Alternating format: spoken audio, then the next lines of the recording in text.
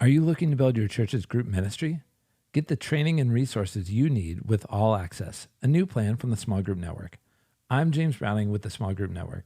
For $49 a month or just $4.90 a year, you get all access to courses, workshops, coaching, and more. Plus, half off all of our in-person events, including the lobby and Accelerate. And the best part is, All Access is a church-wide license. That means every staff member, every volunteer, and every leader at your church is included for that same price. Head over to smallgroupnetwork.com/allaccess to learn more and compare plans. All Access is your community unlocked.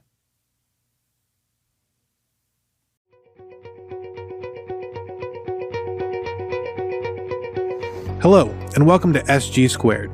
Steve Gladen, Global Small Groups Pastor at Saddleback Church, pulls from his 20-plus years of small group ministry experience to encourage and equip listeners to lead more effective small group ministry. Sit back, learn, and enjoy SG Squared with Steve Gladen. Welcome to SG Squared, Steve Gladen on small groups. Thank you so much for tuning in. Derek here along with your other host, the Big Cheese, the man who is a cheese connoisseur himself, Saddleback Church's Connections Pastor, Steve Gladen. Steve, how are you? Hey, everybody. It's great to be with you. And spring is in the air, and we are excited about what God is going to do at this timing of this filming. We got Easter coming up, so it's exciting to see what's happening with that. And we're coming off a campaign, so it's we feel we're in a good spot. So how about you, my brother?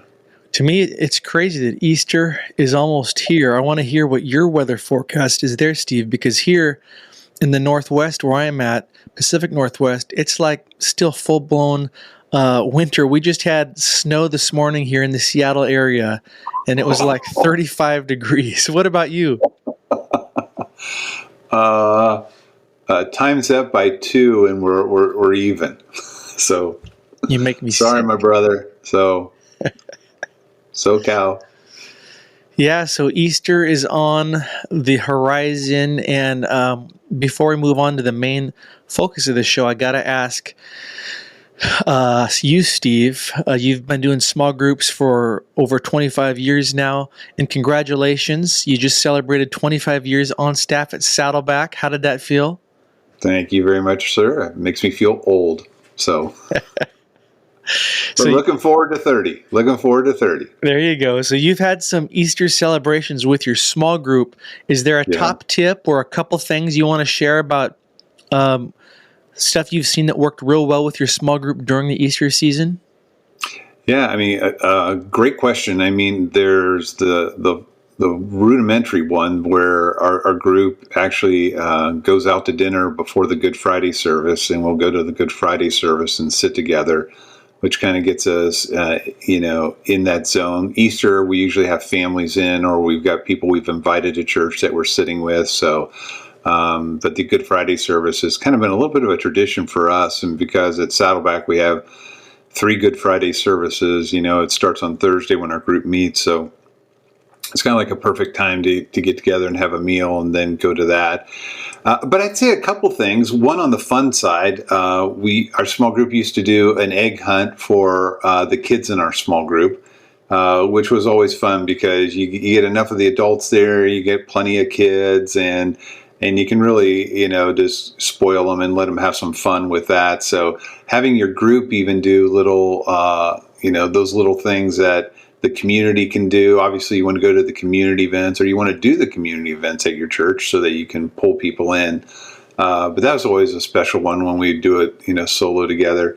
I think probably the one I love the most is we have a 2-week curriculum on how to do a Passover.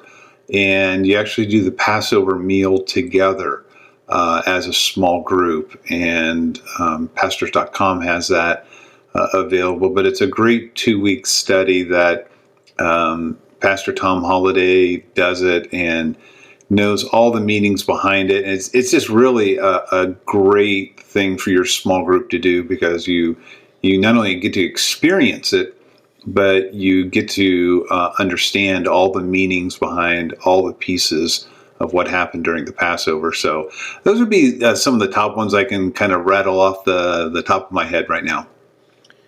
Those are great ideas and thoughts. I know over the years, my small groups have shared in a Passover meal as well, and that's always just a really special time. Add in some worship, some communion, and it makes for a really great time. So, well, it sure does help when you're a worship leader. So it's that's a little ace in the hole.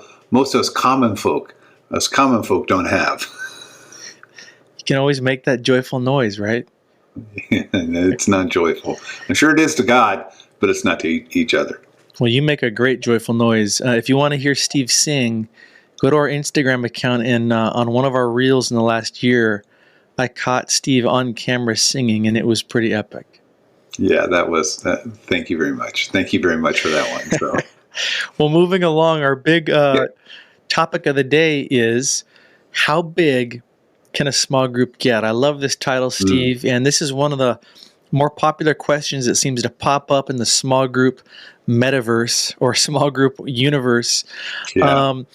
I guess my first question. Metaverse too. There you go. Why does this topic often come up? Yeah, I think it's a mixture of we know from sociologists and many studies of what a good sized group dynamic should be. But then we're always trying to pair that with what happens when a group expands from that. Sociologists have done studies where they'll say that great ratio to get the right interaction with people and conversation is 7 people. It's 8 people. The United States Air Force did one and said it was 7 people. I know we always struggle for a biblical example. And I guess you go, Jesus had 12, but he lost one, so maybe 11 is the right number with that. But I think a lot of it is groups go through these tension points. When the group gets larger, people feel alienated. And, so I think it's trying to figure out, how do we develop true community that goes deep and robust? But what do we do with that tension when we have people that keep coming to our group and it wants to grow to 20, 30, or 40. So I think it's just the natural parts of life. Some groups don't have that tension at all because they, for whatever reason, they don't gather as many people. So I think it's just a natural part of, where some groups are at and other groups aren't. And then the churches, unfortunately, sometimes they lean into being the small group police and, kind of beat you up on different things like you can't do that, when I think there's a better solution that we'll talk a little bit later on in the show. Good analysis there initially. When it comes to the topic of how big can a small group get, are there any hints in Scripture that we can find that kind of go deeper into this number? Yeah, obviously the Bible is not explicitly clear. Like, it doesn't say how big a small group should get. There's just nowhere in Scripture that talks about when it's talking about house to house. There's no inferences of, the number of people there or anything like that. But what's interesting is that we can look at the byproducts that Scripture talks about. In Exodus 18, when Jethro came to Moses and said, "Hey, in order to deal with this many people and in order to handle folks, you got to break them into smaller groups." And he talked about, and it's a great leadership development tool too, which we'll talk about that in the benefits. But the important thing to remember here is that, he instructed Moses, there's leaders of 10s and some over 50 and some over 100 and some over 1,000. But what's clear is in Exodus, what was that was stated in that is it says, and all the people's needs were met. And so in order for needs to be met, people have to be able to share what they are. And so, and again, this is, we're pulling through. Part of what people worry about and churches worry about, if groups get too big, conversations aren't happening and needs aren't being discovered yet. We see that in the Bible, that when you break it down, which could give you an instance in Bible of a number per se, With Moses, it was 10. So maybe 10 is the right number. But you'll see that, there's that. And then in the New Testament, in Acts 2:42 through 47, it talks about they gave to everybody they gave to everybody in need, or as people had needs. And so the only way to find out needs is being able to say, oh, okay, then there has to be a forum for those needs to bubble up so they can be met. Some needs are obvious. Somebody dies or someone's sick, and those needs can be taken care of. But literally throughout the book of Acts, it's clear that the church's needs and the people's needs were being taken care of. So biblically speaking, I think you can point to the fact that, it doesn't say how big a small group should get, but it does say that people's needs should be met. So now that's where the tension comes in that we talked about of why does this bubble up all the time, is because a lot of times, groups will grow and you just don't know what's going on and what's going to happen. So it's to and fro in the parts of the Bible. You got to look more of, what's the outcome piece. I've heard you say before, some small group leaders are just natural gatherers, right? Mm-hmm. And you hinted at, sometimes the church, unfortunately, or the small group pastor can become like this policeman. Groups can't get this big. And we get that, but it's like you can cap growth. You can cap something amazing God's doing by using somebody's gifting and someone's leadership. Yeah. And so maybe address that a little bit if you've got that natural gatherer. And then what are some solutions to this topic of when a group gets too big? What are your top solutions for this? Yeah, and a good point, because what you're talking about is what drives the question is that there are some small group leaders that they'll gather 2 couples or 3 people or, a handful of people and stuff like that. And the situation, this question never comes up of how big your group can get. But there are people in your church that are natural gatherers. And what happens in these situations is they just can bring people together. They bring a lot of people together. And sometimes it's 10, sometimes it's 20, sometimes it's 30. We actually have some groups at Saddleback that are 40 plus. And when you look at those types of numbers, you're like going, how in the world does conversation and how does anything happen? So part of it is that you can punish the gatherers and say, I'm sorry, you can't gather more than 12, or you can play to their gifting and you can use subgrouping. And when I'm talking about subgrouping is what you're trying to do is when you gather, you want to be able to break down the units into smaller components. So let's say you have 15 or 20 people at your house. You want to be able to, or wherever you're gathering for your group, the solution that we would lean towards more than being the small group police and saying, hey, it can't happen, so your group has to multiply. And remind me on that, because I'll come back to that in a second, Derek. But what you're saying is that when you try to come in and get your group to multiply, oftentimes in very metropolitan cities or very well-developed countries, that flies in the face when you try to force the group to break up. But on the flip side of that, what you want to see is that in the solution versus being the small group police, as you move to subgrouping, you can almost think of this 3-part. You start together, you subgroup during, which means you break up into smaller groups so that people can talk and discuss, and then you can close the group together. Now, there's many strategies on when to subgroup. The most common one is when people after the lesson has been presented or after the video has been watched, you can subgroup right after that point. So you can subgroup for discussion. And that helps bring the big group, no matter how big it is, it brings it back to kind of what studies have shown between 7 and 8 people being able to discuss, or maybe 4 people discussing, depending, where you're at. Like if your group's around the size of 12 to 14, you're on that bridge of not everyone getting to talk. And so you may want to go into groups of 4, not, 2 groups of 7, because you can give more people. The smaller you get the subgroupings, the more quality time they'll get to discuss and work together. So you want to be able to, discussion might be one zone. You can do the same thing at prayer time. So maybe you don't come together to close your group, but you break down in subgroups to be able to get actually people praying together so that, the needs can be met. So at the prayer time can be another one. And another strategic area to do subgrouping in your group is to do it in the front side.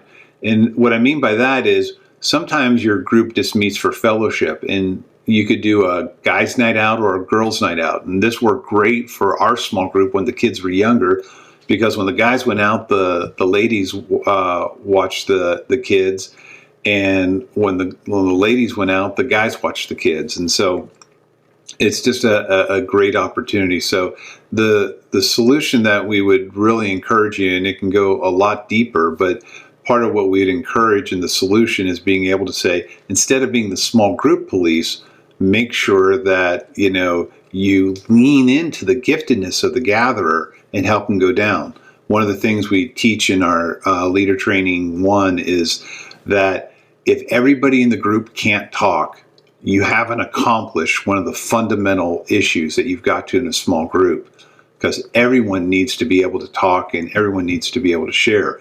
And when they're doing that, their needs will bubble up, and that's where you can start to be the body of Christ like we're supposed to be, and you can take care of the needs. Well stated there about subgrouping, Steve. I totally concur with you on the importance of that when the group's getting too big. I've seen in several groups I've been a part of over the years where you're in a group it's gotten big. We're talking 12 plus, 15, 20. But unfortunately, the leader does not understand subgrouping. And so what happens is, just this frustration where usually the fellowship time's great, right? You're eating food, you're talking, that's all cool. But when you get to the discussion and the prayer, it's death by small group. It's, it takes an hour just to hear a prayer request in a giant circle, right? Yeah, and that's a great practical point right there, because it's just, and then it's just, you're right. I love your line, death by small group. So subgrouping is absolutely key, and usually that involves having maybe kind of an assistant leader you've raised up to help you go take this portion in the other room or whatever. But Steve, what are some benefits to this whole topic of how big can a small group get? Yeah, so there's a number of benefits. One, it's like subgrouping is something you don't have to do every week. It's kind of like the spice. Now, if your group is super large, then you're going to have to do it every week or people aren't going to talk. But the beautiful thing is, I would even encourage it in groups of, 7 or 8 or 9. I would still encourage you to use subgrouping every once in a while, because when you subgroup, the idea to get the most benefit is you want to subgroup by genders. And when you subgroup by genders, what happens is the women go deeper and the men go deeper.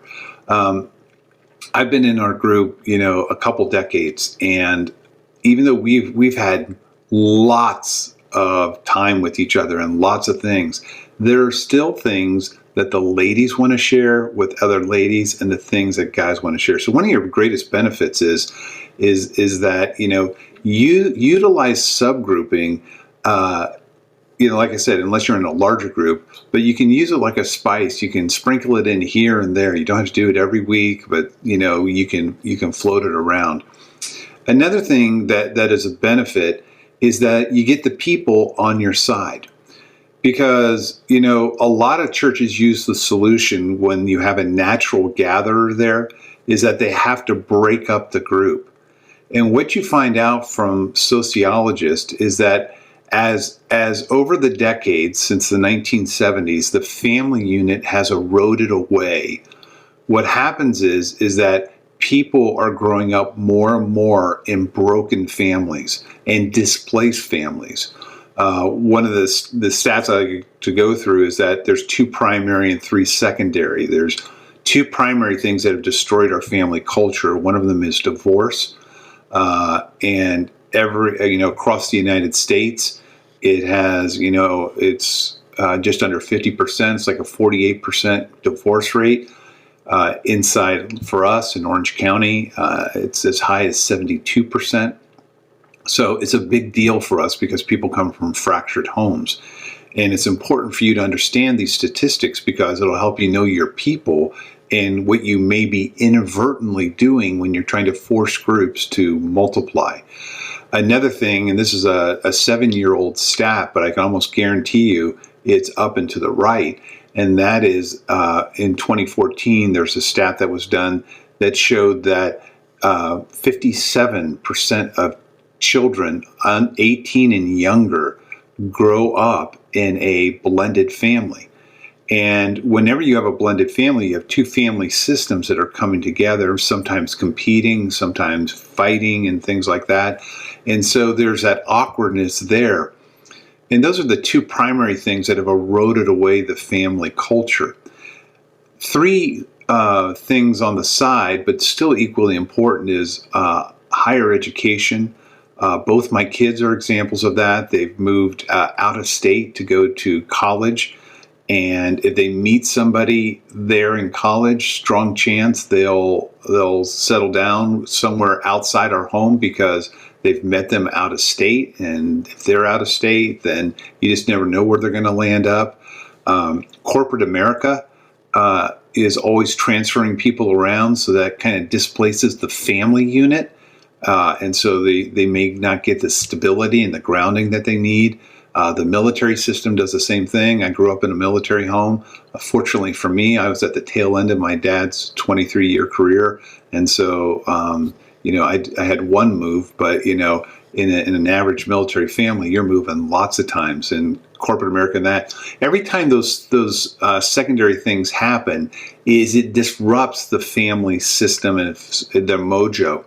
And so what happens is that, one of the biggest benefits is that you understand what they're coming from.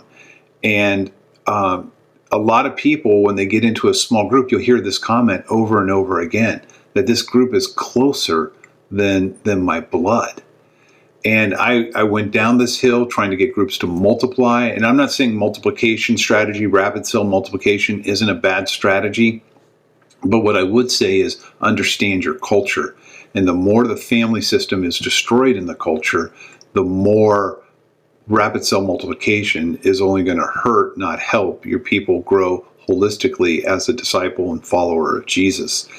And so part of what you want to look at is understanding how all those things play into it. Because when they get together, and we learned this, like I said, through focus groups of trying to find out why groups wouldn't multiply, that phrase came up all the time because they said, this group is closer than our family.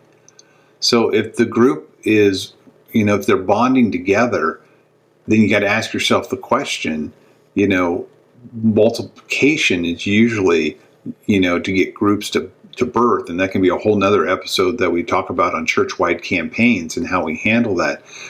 But when we have our groups together, we're always saying, in order for us to deal with multiplication, we do a church-wide campaign. This is a total separate subject, but it's sidelined if you want to look those podcasts up. But the other thing, too, is we keep personal evangelism super high in the group as a strategy. But how that affects what we're talking about, how big the group can get, most churches lean into that because they want your group to multiply. And so you can have more groups, and more groups can have more groups, and so on and so on.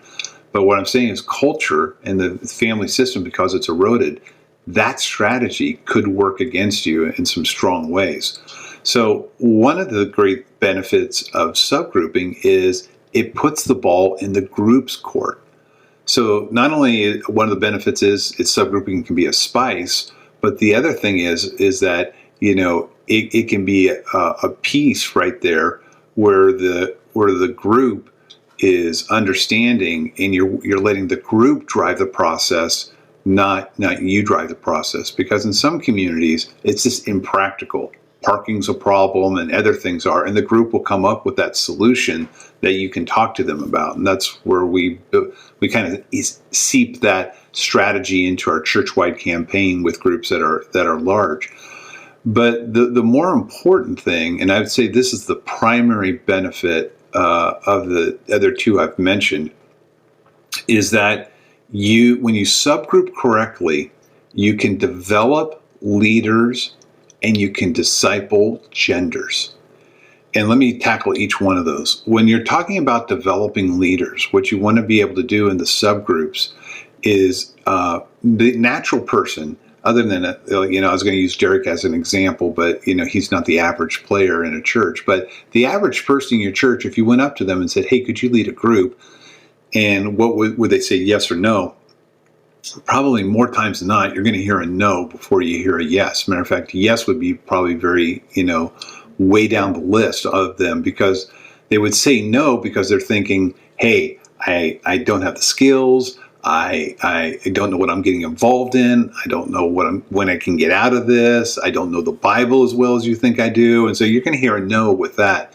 But in subgrouping, you can train your group leaders that have these larger groups, or even, those groups that are 12, 15, 18, to be able to say, hey, just type out a sentence that they can discuss and give it to them on the spur of the moment and say, hey, we're going to subgroup. So if Derek and I were in a men's group together, we could very easily say, I'd type out something on a list and I'd say, hey, Derek, just spur of the moment, could I give you this one sentence? Could we break the guys up, and could you talk to them for just about 5 to 7 to 8 minutes, just to get him into a crawl step of what it's like to lead? Because a good leader does discussions. Well, I can move beyond the sentence, and I can move to a section of the study where this I would give Derek a little bit more advanced notice, but I'd say, hey, I'd like you to lead a section. It's just like a sentence, but it's just a little bit longer. And most times when they are successful just doing one sentence and having a discussion and pulling back together really quick, then you can subgroup for a little bit longer in your group, because Derek can handle 2 or 3 questions and feel okay with it. To the point where eventually, over time, Derek will be able to lead the study if I need him to, and his first one would always be with me. So that's kind of the example of how one of the biggest benefits of subgrouping is you are raising a leadership factory. Before you're worried about your groups being too big, I would be much, much more concerned with, can they raise leaders out of that? It doesn't matter if they meet in the same home. You're raising a leader who can do the second part, which is disciple people. And when I said up top that, one of the best ways to subgroup, and not always the easiest way, but one of the best ways is that you can subgroup by genders. And when you subgroup by genders, the beautiful thing is that you can learn to give them discipleship tools so they can talk deeper as a gender, and discipleship can happen better. We always say at Saddleback, the best men's and women's groups come out of a couple or a singles group doing subgrouping, because we want that circle to be tighter and tighter and tighter. Because if I'm a guy and I'm in a men's group, and I'm a guy and I'm in a couples group, I can be 2 different people.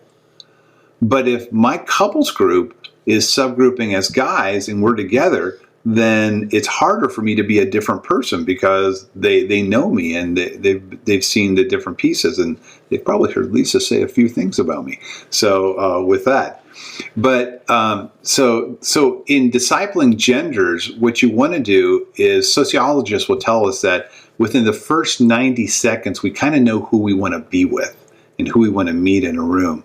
So as you subgroup, to say, hey, this particular group time, we're gonna subgroup by genders, and I just want you to break up into groups of 3 or 4. So you at the start of it, you just want to mix it up. You just want to say, hey, go together and do that. after a while, you're going to start to see certain people hanging together more.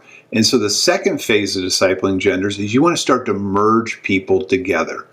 And that is, you want them to be able to say, hey, when you say we're breaking up as subgroups, they know who they're breaking up with. They not breaking up as a relationship, but gathering together with that sounded bad, but who they're gathering together with. Because the third phase of that is you want to move them into a deeper relationship with who Christ is. And whatever your discipleship model is, that's where you want to start to train these leaders who are leading your subgroups on how to take them and move them to a deeper relationship with Jesus.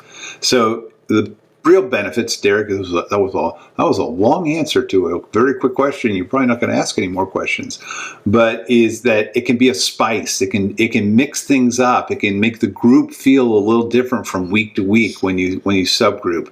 And that's a powerful piece that we've talked before on other episodes, is that you want to do different things in your small group so that no week to week interaction is ever looking the same. The second one right there is that it gets the group leader working for you, not resisting you when you're talking about the greater good of trying to reach more people for Jesus. And the third thing, which I think is probably the greatest benefit, Derek, is you get to raise leaders intentionally. You get to disciple people and disciple genders intentionally. And the exciting thing is that your small groups become the leadership and discipleship factory that you want. So, I can't think of a better benefit from that. Instead of battling over how big the group should get, die on the hill of, are they raising leaders? And one of the things we always say is we want to manage off ratios. We don't want to manage off numbers. So what we mean by that is we don't care how big the group gets, 3 to 33 or 303 if you're that good. We don't care how big the group gets, but we do care about the ratios that you're developing inside your group. So when you're doing a group health check, you want to make sure you're saying, are people getting ample ways to discuss? And if so, how are you doing it? Hopefully you hear the subgrouping piece. And so subgrouping is probably the greatest advocate to help you get to where you want to go to when your groups get too big. Wow. What an episode. I've really enjoyed this. Packed full of Steve Gladen nuggets and wisdom. We've covered some Easter tips and ideas. We've covered how big can small groups get. We've dived into this topic of, some of the challenges of rapid cell multiplication, and then the importance of subgrouping. And I love how you broke down there, Steve, how you can really minister to the different genders in that. So well done. Great episode. And any closing thoughts that you want to share for our beloved audience? Yeah. Well, the big thing is on how big a group can get, just if I can just, bring just another little bow to this is we are in the disciple making business. And the only way that's going to happen, and the only way things that are happening in Acts 2:42 through 47 are going to happen, is if you get people into those segments where they can brush up against of saying, not only how am I going to make a disciple, but how does it apply to my life? And that's where the real stuff happens. So I encourage you guys, focus on the right thing and don't worry about the size, but worry about what's being produced, and then how simple tools like subgrouping can help you get to that intended destination. Well said. Well, thank you everybody for spending a part of your day with us. We hope this episode encouraged you as always. We hope that it equipped you to better lead your small group ministry. And until next time, keep growing and keep leading those small groups, and we'll see you next time. See you later, everybody. Thank you for listening to Steve Gladen on small groups. If you like what you've heard, make sure you subscribe to Apple Podcasts, Spotify, or wherever you get your favorite podcasts. If you want to learn more, make sure you check out smallgroupnetwork.com for more resources. Hi, it's James Browning again. I wanted to let you know that we have a big event coming up this July. We are combining our Align and Accelerate training workshops for small group point people just like you. Day 1 will feature Align, a training overview of small group ministry covering the big pictures and strategies of small group ministry, plus how to align it with your church's mission and vision.